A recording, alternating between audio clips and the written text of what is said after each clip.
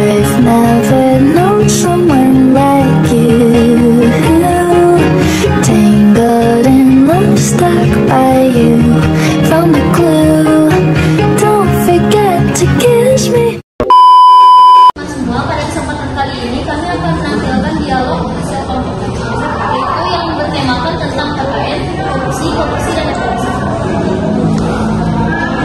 Teman-teman, lebih bermanfaat yuk kayak KKN contohnya.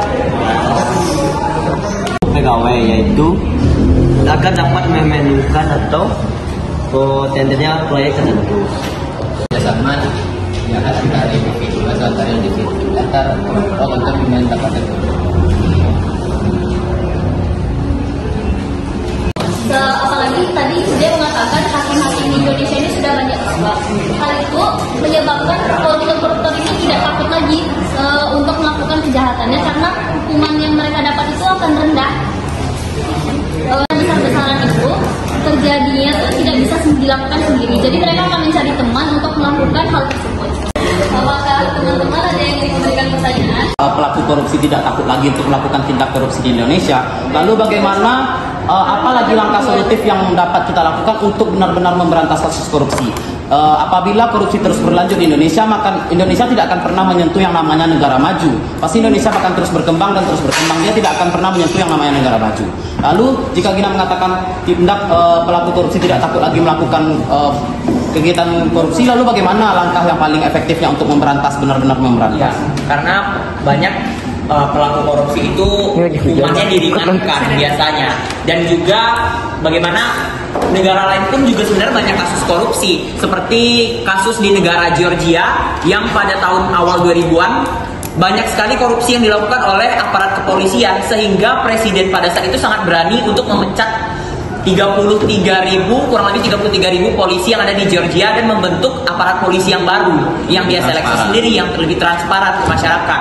Nah, itu paling penting. Dan juga seperti revolusi Prancis pada masa Raja Louis dengan Marie Antoinette, itu tuh kan banyak banget kasus korupsi dan kesenjangan dari anggota pemerintah itu sendiri. Nah, itu sebenarnya harus kita contoh penegakan hukum yang dilakukan seperti Kalian tahu nggak sih 300 sampai 168,5 triliun, gila nggak sih?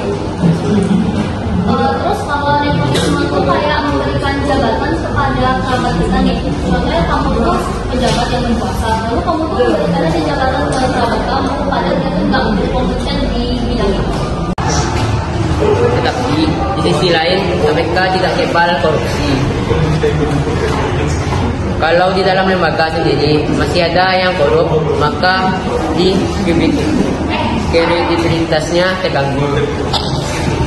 Membahayakan negara nggak sih? Ya jelas bro, karena duit negara yang harusnya buat kamu fasilitas sama sarana dan prasarana umum, malah dikantongi sama pejabat nakal. Bukan itu yang korupsi dan nepotisme itu loh. Pengertian kata itu seperti apa aja sih? Itu penyalahgunaan kekuasaan untuk keuntungan pribadi dengan memakan sesuatu yang bukan haknya. I've never known someone like you.